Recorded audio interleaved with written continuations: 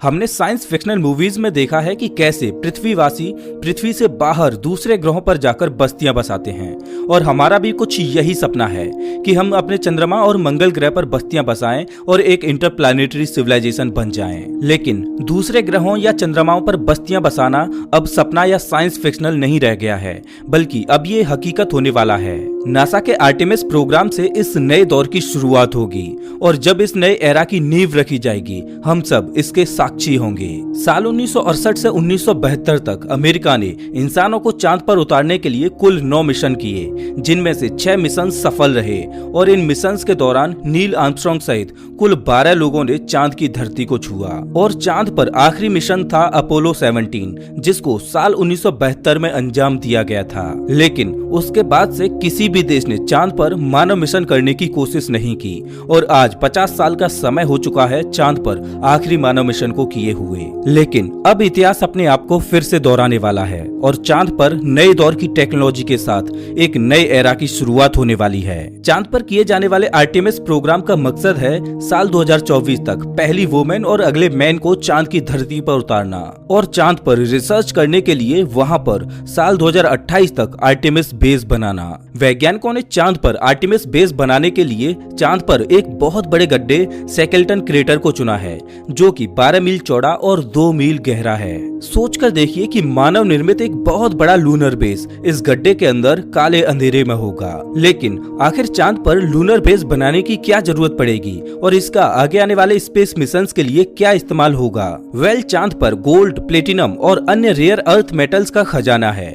लेकिन किसी भी बाहरी कॉस्मिक बॉडी पर जो सबसे बड़ा खजाना होता है वो है पानी। अगर पानी को हाइड्रोजन और ऑक्सीजन में स्प्लिट करके सेपरेट किया जाए और हाइड्रोजन और ऑक्सीजन को लिक्विड में कन्वर्ट किया जाए तो ये बन जाता है एक रॉकेट फ्यूल, जो कि स्पेस मिशंस के लिए बहुत ही कारगर साबित होगा। पृथ्वी से लॉन्च किए गए किसी भी स्पेस क्राफ्ट को चांद पर जाकर फिर से रिफिल किया जा सकेगा। वैज्ञानिक मानते हैं कि सैकल्टन क्रेटर की गहराई में पानी बर्फ के रूप में दफन है। अगर वहां पर पानी का बहुत बड़ा भंडार मौजूद है तो वो फ्यूल का बहुत बड़ा रिसोर्स बन सकता है। नासा का मानना है कि चांद पर 600 मिलियन से लेकर 1 बिलियन मैट्रिक टन तक लूनर आइस मौजूद है, जो कि भविष्य में किए जाने वाले मानव मिशनों के लिए बहुत बड़ा खजाना है। अगर हम इस पानी को अच्छी तरह से हार्वेस्ट कर पाए तो चांद मंगल ग्रह की यात्रा के लिए एक फ्यूल स्टेशन का काम कर सकता है। लेकिन ये सब इतना आसान नहीं रहने वाला। चांद पर लूनर बेस बनाने के लिए बहुत सी चुनौतियों का सामना करना पड़ेगा। आर्टेमिस प्रोग्राम के 4 मेन कंपोनेंट्स हैं।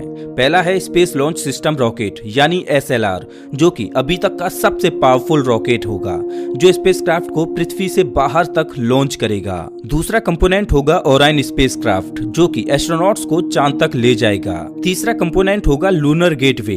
ये एक तरह का छोटा स्पेस स्टेशन होगा जो कि चांद के चारों ओर चक्कर लगा रहा होगा। और इस मिशन का चौथा कंपोनेंट होगा ह्यूमन लैंडिंग सिस्टम, जिसकी मदद से एस्ट्रोनॉट्स चांद की सतह पर उतरेंगे और ये सारे ही सिस्टम एक साथ ऑपरेट होंगे। चलिए अब जानते हैं कि आर्टेमिस प्रोग्राम को अंजाम कैसे दिया जाएगा। आर्टेमिस प्रोग्राम के पहले ही मिशन में एस्ट्रोनॉट्स को चांद पर नहीं उतारा जा सकता, क्योंकि ऐसे मिशंस में बहुत ज्यादा रिस्क होता है। किसी भी मानव मिशन को अंजाम देने से पहले ये सुनिश्चित करना जरूरी होता है कि चांद पर भेजने और वहां से वापस लौटने में जिस टेक्नोलॉजी का उपयोग हो रहा है वो टेक्नोलॉजी ठीक से काम कर भी रही है या नहीं। इसीलिए वैज्ञानिक अनमैन्ड मिशन करते हैं।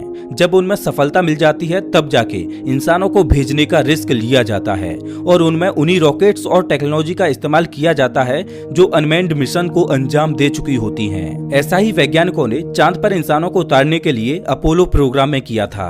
अपोलो 4, 5 और 6 इन 3 अनमैन्ड मिशन को सबसे पहले अंजाम दिया गया था। उसके बाद अपोलो 7, 8, 9 और 10 मिशन को अंजाम दिया गया, जिसमें एस्ट्रोनॉट्स तो थे लेकिन उनमें चांद पर उतरने के लिए लैंडर मौजूद नहीं था। मतलब इन मिशंस में एस्ट्रोनॉट्स को चांद पर उतरने के लिए नहीं भेजा था, बल्कि उन्हें केवल सभी सिस्टम्स को टेस्ट करने के लिए भेजा गया था। अपोलो 7, 8, 9 और 10 मिशंस में एस्ट्रोनॉट्स चांद पर गए तो थे, लेकिन वो चांद के ऑर्बिट में घूमकर फिर से वापस आ गए। जब वैज्ञानिकों ने ये सुनिश्चित कर लिया कि अब वो इंसानों को चांद पर उतारने में सक्षम हैं, तब जाके अपोलो 11 को लॉन्च किया गया और इंसानों को चांद की धरती पर पहली बार उतारा गया। ठीक उसी तरह से आर्टेमिस प्रोग्राम को भी अंजाम दिया जाएगा। आर्टेमिस प्रोग्राम के पहले फेज में 3 मिशंस किए जाएंगे, जिसमें आर्टेमिस 1 एक टेस्ट फ्लाइट होगी, जिसमें SLS रॉकेट ओराइन स्पेसक्राफ्ट को लॉन्च करेगी, जिसमें कोई भी इंसान मौजूद नहीं होगा। इस मिशन का मकसद ये सुनिश्चित करना होगा कि एस्ट्रोनॉट्स को ले जाने के लिए जिस रॉकेट और स्पेसक्राफ्ट को इस्तेमाल किया जाएगा वो उनके लिए सेफ है या फिर नहीं। इस मिशन के दौरान 13 छोटे छोटे सैटेलाइट्स को भी लॉन्च किया जाएगा। आर्टेमिस 1 के बाद आर्टेमिस 2 को लॉन्च किया जाएगा, जिसमें एस्ट्रोनॉट्स को भेजा जाएगा। इस मिशन का मकसद होगा कि ओराइन स्पेसक्राफ्ट का लाइफ सपोर्ट सिस्टम भविष्य में होने वाले मून मिशंस के लिए लंबे समय तक सस्टेन करेगा या नहीं। इस मिशन में 4 एस्ट्रोनॉट्स को लूनर ऑर्बिट में भेजा जाएगा और ये एस्ट्रोनॉट्स वहां पर चांद की परिक्रमा करते हुए 4 दिन बिताएंगे। उसके बाद फिर से वे घर वापस लौट आएंगे और उसके बाद आर्टेमिस 3 को लॉन्च किया जाएगा, जिसमें पहली बार एक वुमेन चांद की धरती को छुएगी और 50 साल के एक लंबे इंतजार के बाद फिर से चांद पर इंसान पहुंचेंगे। आर्टेमिस 3 को 2024 में लॉन्च किया जाना है। स्पेस लॉन्च सिस्टम यानी SLS को साल 2011 से ही डेवलप किया जा रहा है, जब नासा ने पहली बार आर्टेमिस प्रोग्राम को अनाउंस किया था। ये अभी तक का सबसे पावरफुल रॉकेट है और ये दुनिया का सबसे सुपर हैवी लिफ्ट व्हीकल है। ये इतना पावरफुल है कि एक 32 मंजिला इमारत को भी उछालकर फेंक दे। SLS का काम होगा ओराइन स्पेसक्राफ्ट को पृथ्वी के ऑर्बिट में ले जाना। पृथ्वी के ऑर्बिट में पहुंचने के बाद काम शुरू होगा ओराइन स्पेसक्राफ्ट का। ओराइन स्पेसक्राफ्ट को 3 पार्ट से मिलकर बनाया गया है, जिसमें से पहला है क्रू मॉड्यूल, जिसमें 6 एस्ट्रोनॉट्स रहकर काम कर सकते हैं और डीप स्पेस ट्रेवल कर सकते हैं। लेकिन आर्टेमिस 3 मिशन में केवल 4 एस्ट्रोनॉट्स ही चांद पर जाएंगे। इसका दूसरा पार्ट है सर्विस मॉड्यूल, जिसमें एस्ट्रोनॉट्स का लाइफ सपोर्ट सिस्टम मौजूद है। सर्विस मॉड्यूल का ही काम होगा क्रू मॉड्यूल में पर्याप्त प्रेशर और ऑक्सीजन बनाए रखना। साथ ही सर्विस मॉड्यूल में एक इंजन भी है, जिसको डीप स्पेस में ऑपरेट किया जाना है। और ओराइन का तीसरा पार्ट है एबॉर्ट सिस्टम। इसका उपयोग मेनली एस्ट्रोनॉट्स की सेफ्टी के लिए है। अगर बाई चांस लॉन्च से लेकर पृथ्वी के ऑर्बिट में प्रवेश करने तक मिशन में कोई गड़बड़ी होती है तो एस्ट्रोनॉट्स इस अबॉर्ट सिस्टम की मदद से अपनी जान बचा पाएंगे। पृथ्वी के ऑर्बिट में एक बार ओराइन के पहुंचने के बाद लोड कम करने के लिए अबॉर्ट सिस्टम को हटा दिया जाएगा, क्योंकि अब ओराइन खुद ही सेफली अबॉर्ट कर सकता है। रॉकेट से अलग होने के बाद ओराइन स्पेसक्राफ्ट चांद की ओर गोली की रफ्तार से भी तेज गति से बढ़ेगा। आर्टेमिस प्रोग्राम को नासा अकेले अंजाम नहीं देने वाला, बल्कि इस मिशन में कुछ अंतर्राष्ट्रीय और प्राइवेट कंपनी भी सहयोगी होंगी। ओराइन स्पेसक्राफ्ट चांद तक तो पहुंच जाएगा, लेकिन ओराइन अपने साथ चांद पर उतरने के लिए लैंडर को नहीं लेके जाएगा। इसीलिए स्पेसएक्स इस मिशन के पहले ही चांद के ऑर्बिट में ह्यूमन लैंडिंग सिस्टम को प्लेस कर देगा और जब ओराइन स्पेसक्राफ्ट चांद के ऑर्बिट में पहुंच जाएगा तब वहां पर पहले से मौजूद ह्यूमन लैंडिंग सिस्टम के साथ डॉक करेगा। उसके बाद 2 एस्ट्रोनॉट्स ओराइन स्पेसक्राफ्ट में रहेंगे और 2 एस्ट्रोनॉट्स लैंडिंग सिस्टम में चले जाएंगे और दोनों एस्ट्रोनॉट्स लैंडिंग सिस्टम की मदद से चांद की धरती पर उतरेंगे।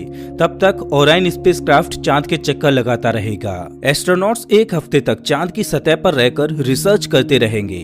उसके बाद वो वापस ओराइन पर पहुंच जाएंगे और ओराइन का इस्तेमाल करके वो वापस पृथ्वी पर आ जाएंगे। लेकिन आर्टेमिस प्रोग्राम यहीं खत्म नहीं होगा, बल्कि ये तो एक नए एरा की शुरुआत होगी। दरअसल भविष्य में चांद पर इंसानी बेस बनाने के लिए सबसे पहले चांद के ऑर्बिट में एक छोटा सा स्पेस स्टेशन बनाया जाएगा, जो चांद के ऑर्बिट में घूमता रहेगा। ये बिल्कुल वैसे ही होगा जैसे पृथ्वी के ऑर्बिट में इंटरनेशनल स्पेस स्टेशन घूम रहा है, लेकिन चांद के ऑर्बिट में बनाया गया स्पेस स्टेशन ISS की तुलना में बहुत छोटा होगा। चांद के ऑर्बिट में बनाए जाने वाले स्पेस स्टेशन का नाम होगा गेटवे, जो कि भविष्य में चांद पर किए जाने वाले मानव मिशनों के लिए बहुत उपयोगी सिद्ध होगा। आने वाले मिशंस में पृथ्वी से आने वाले स्पेसक्राफ्ट्स गेटवे में डॉक करेंगे और एस्ट्रोनॉट्स यहाँ पर कुछ दिन रुककर अपनी रिसर्च भी करेंगे। और इस गेटवे में पहले से ही लैंडिंग सिस्टम मौजूद होगा, जिसका इस्तेमाल करके वो चांद की सतह पर उतरेंगे और इसी के द्वारा वो वापस गेटवे पर लौट आएंगे। इस गेटवे की मदद से साल 2028 तक चांद पर एक लूनर बेस बनाया जा चुका होगा और भविष्य में मंगल ग्रह पर उड़ान भरने के लिए चांद के इसी लूनर बेस का अहम योगदान रहेगा। दोस्तों, हम बहुत लकी हैं कि स्पेस के इस नए एरा की शुरुआत के हम साक्षी बनेंगे। तो दोस्तों, इस वीडियो में बस इतना ही। वैसे आप हमारा ये वीडियो कौन से शहर से देख रहे हो हमें कमेंट करके जरूर बताएं। अगर आपको ये वीडियो अच्छा लगा हो तो इसे लाइक करें और ऐसे ही वीडियोज के लिए चैनल को सब्सक्राइब करें, साथ ही बेल आइकन दबाएं।